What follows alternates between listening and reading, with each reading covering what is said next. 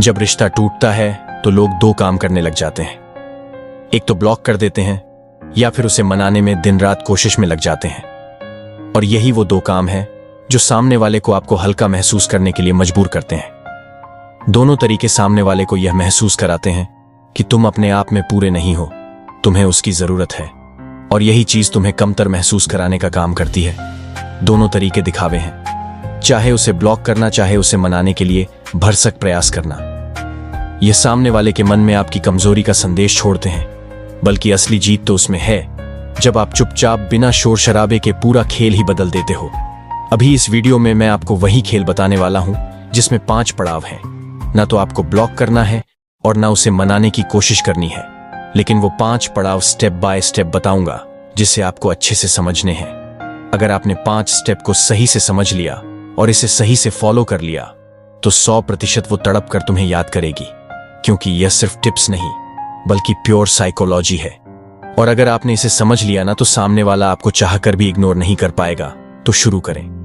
वो पहला पड़ाव, वो पहला स्टेप क्या है? पहला है साइलेंस। साइलेंस को हथियार बनाओ। रिश्ता जब टूटता है ना तो लोग सबसे बड़ी गलती पता है क्या करते हैं, और ज्यादातर लोग करते हैं कि वो जरूरत से ज्यादा बोलना शुरू कर देते हैं। वो ओवर एक्सप्लेन करने लगते हैं, जबकि असली ताकत साइलेंस में है। इसे अगर आपने समझदारी से इस्तेमाल किया तो एक ऐसा साइकोलॉजिकल स्ट्रेटजी बन जाती है जो सामने वाले को उलझन में डालकर बेचैन कर देती है। जब आप कुछ दिनों के लिए बातचीत करना बंद कर देते हो तो वह बेचैन हो उठती है। वह अपने ऊपर डाउट करने लग जाता है। क्या वह मुझसे नाराज है? क्या मैंने उससे कुछ छिपाया है? मैंने कहां गलती की है? वह पहले जैसा क्यों नहीं रिएक्ट कर रहा है? यही बेचैनी, यही सवाल उसे परेशान करने लगते हैं। देखो, इंसान की यह नेचर है कि उसे हर चीज का जवाब चाहिए, फिर वो जवाब छोटा हो या बड़ा।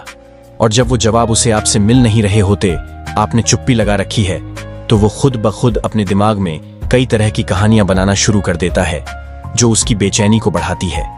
साइलेंस से सामने वाले के मन में क्यूरियोसिटी जगती है और वो खुद को रोक नहीं पाता तुम्हें सोचने से, और धीरे धीरे यही क्यूरियोसिटी आकर्षण को बढ़ाती है। लेकिन साइलेंस का मतलब यह नहीं कि आप हमेशा के लिए चुप रह जाओ। अगर आप बिना वजह के हर बात में चुप्पी साधे रहोगे तो इसका उल्टा असर भी पड़ सकता है। तो यहां पर टाइमिंग का बहुत इंपॉर्टेंट रोल है कि आपको कब बोलना है, कब नहीं। आपको सेलेक्टिव बनना है। आपको हर छोटी बात का जवाब नहीं देना है, लेकिन जहां जरूरी है वहां बोलना है। अब साइलेंस और सेल्फ रिस्पेक्ट का आपस में कनेक्शन समझते हैं। जब आप बिना किसी डेस्पिरेशन के चुप रहना स्वीकार करते हो तो यह सामने वाले के मन में आपके लिए इज्जत पैदा करता है। उसे यह समझ में आता है कि इसकी अपनी नजरों में खुद की सेल्फ रिस्पेक्ट बहुत है। लेकिन यह इतना भी आसान नहीं होता कि रह रहकर आपको ख्याल होता है। मन में यह चलता है कि एक बार बात कर लूं, एक बार उससे कनेक्शन बना के देखा जाए, एक बार मैसेज करके देखा जाए। एक मजबूत माइंडसेट की आपको यहां पर जरूरत होती है। आपको यह कहना होता है कि यह वक्त मेरा है और मैं खुद को बेहतर बनाने के लिए चुप रह रहा हूं। और ट्रस्ट मी, यह चुप रहना वीकनेस नहीं है, बल्कि यह आपकी ताकत है जो आपको अभी समझ नहीं आएगी। लेकिन जब आपके अंदर बदलाव आएंगे तब आपको इसकी वैल्यू पता लगेगी। दूसरा पड़ाव क्या होता है? Public upgrade. जब रिश्तों में टूटन आती है तो सबसे पहला जो काम होता है वो खुद को बेहतर बनाना होता है। लेकिन यह खुद की बेहतरी आपके अंदर तक सीमित नहीं रहनी चाहिए। इसका संकेत उसको भी मिलना चाहिए, वह भी संतुलित तरीके से। अब यह पब्लिकली अपग्रेड होने का मतलब दिखावा करना नहीं है कि आपको चमकाना है लोगों को, बल्कि आपको गहरे बदलाव लेकर आने हैं अपनी बिहेवियर में, अपनी पूरी पर्सनैलिटी में, जो कि आपके हर पहलू में झलके। वो बदलाव शारीरिक भी हो सकता है, मानसिक भी, भावनात्मक भी, आर्थिक भी, शारीरिक रूप से भी हो सकता है। क्या आपने एक बेहतर सेहत अपनी बना ली है? आप सेल्फ केयर पे अब ध्यान देने लग गए हो? मानसिक रूप से क्या हो सकता है कि आप तनाव मुक्त जीवन जी रहे हो, स्ट्रेस कम लेते हो, नए नए चीजों को सीख रहे हो, अपनी सोच को और ज्यादा विकसित कर रहे हो। भावनात्मक रूप से आपका आत्मविश्वास का बढ़ना हो सकता है, और आर्थिक रूप से आप ज्यादा प्रोग्रेस कर रहे हो। करियर अपॉर्चुनिटीज आपके पास हैं।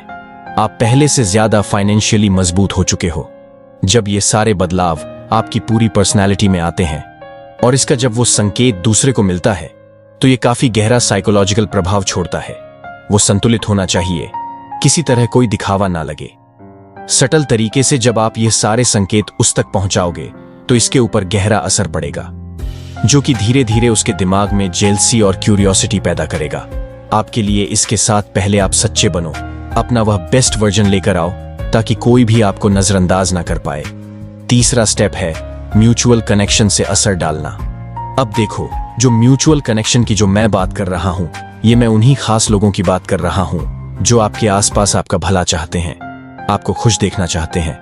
वरना म्यूचुअल कनेक्शन में तो हर तरह के लोग आते हैं जो अंदर से कुछ और बाहर से कुछ होते हैं।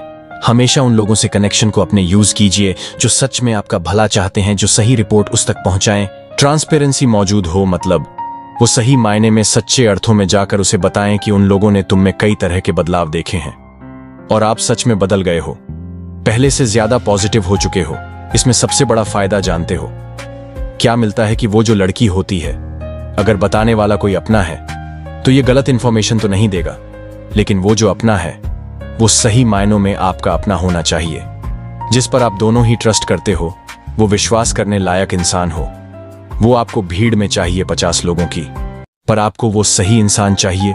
और अगर नहीं है तो ये वाला जो स्टेप मैं आपको बता रहा हूं, जो पड़ाव बता रहा हूं, इसे यहां से ही क्रॉस कर दो, वरना आपकी कहानी और ज्यादा बिगड़ जाएगी। चौथा पड़ाव है उल्टा करो। उल्टा करने का मतलब यहां पर क्या है कि आज तक जो आप करते आए हो, आपका जो व्यवहार रहा है, उसे जानबूझकर बदल डालो। अगर आप पहले जल्दी जल्दी जवाब दिया करते थे तो अब इंतजार करो। अगर पहले उसे संपर्क बनाने की कोशिश करते रहते थे तो आप दूरी बनाओ। तो बिल्कुल उल्टा व्यवहार करना शुरू कर दो। पर रिवर्स साइकोलॉजी का सबसे बड़ा असर जानते हैं क्या होता है? कि वह कंफ्यूज होने लग जाती है। पहले आप उसके लिए प्रेडिक्टेबल थे, अब अनप्रेडिक्टेबल हो रहे हो। वो समझ नहीं पा रही है कि आप पहले तो कुछ कर ही नहीं रहे हो। तो नेक्स्ट मूव आप क्या करोगे? और यही चीज उसके अंदर की क्यूरियोसिटी को बढ़ाता है। यह बदलाव देखो, आपके लिए भी आसान नहीं होगा, क्योंकि खुद के व्यवहार को एकदम से चेंज कर लेना यह आसान है क्या? लेकिन यह आपको उस स्थिति से निकाल देगा जहां पर आप अभी तक हो और बार बार गलतियां दोहराते जा रहे हो।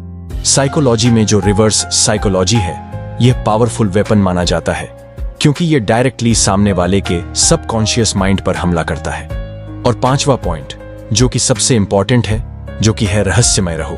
अक्सर जब हम रिश्ते में होते हैं तो सबसे पहले काम क्या करते हैं कि अपनी पूरी जीवन कथा उसके सामने खोल के बैठ जाते हैं। हर छोटे से छोटी और बड़ी से बड़ी चीज आप उसको बताते हो, अपनी जिंदगी की, ऐसे हुआ वैसे हुआ। इससे आपको क्या लगता है? इससे आपकी इज्जत बढ़ रही होती है। रहस्य में रहना सीखो। अपने जिंदगी के कुछ ऐसे पलों को छिपा कर ही रखो तो ज्यादा अच्छा है। जब तक उसके लिए रहस्यमय रहोगे, उसकी क्यूरियोसिटी बनी रहेगी। उम्र भर तक आप उसके लिए एक चैलेंज बने रहोगे और उसमें मजा आता है। पजल में सबको मजा आता है, ना तो पजल्ड गाय बनो। जिस दिन पूरे खुल गए ना, उसके सामने रोमांच भी उससे खत्म हो जाएगा और उसे आपको जानने की वैसी कोई विशेष आवश्यकता नहीं लगेगी। हर बात को उससे शेयर करने की अपनी आदत पर कंट्रोल कीजिए। अपने इमोशंस को कंट्रोल कीजिए। उसे किसी और के हाथ में मत दीजिए, वरना वो खेलना शुरू कर देगी। अब छठा पड़ाव, लास्ट, और यह 5वें पड़ाव से भी ज्यादा इंपॉर्टेंट है, और वो ये है जो मैंने आपको 5 काम इस वीडियो में बताए हैं। अभी तक इसको कंसिस्टेंसी के साथ फॉलो करना है, और ऐसा करते वक्त आपको धैर्य की सबसे ज्यादा जरूरत पड़ेगी, क्योंकि परिणाम तुरंत नहीं आता। लोगों में इसी चीज की कमी है, पेशेंस नहीं है। लोगों से इंतजार नहीं होता। लोगों को बस अभी के अभी चाहिए रिजल्ट, लेकिन अभी तो आपको पेशेंस रखने पड़ेंगे। तो दोस्तों, अगर यह वीडियो आपके दिल को छू गया तो लाइक जरूर करें, कमेंट में अपनी स्टोरी शेयर करें और हमारे चैनल को सब्सक्राइब कर लें, ताकि ऐसे और वीडियोस आपको मिलते रहे। तो मिलते हैं आपसे अगली वीडियो में। धन्यवाद।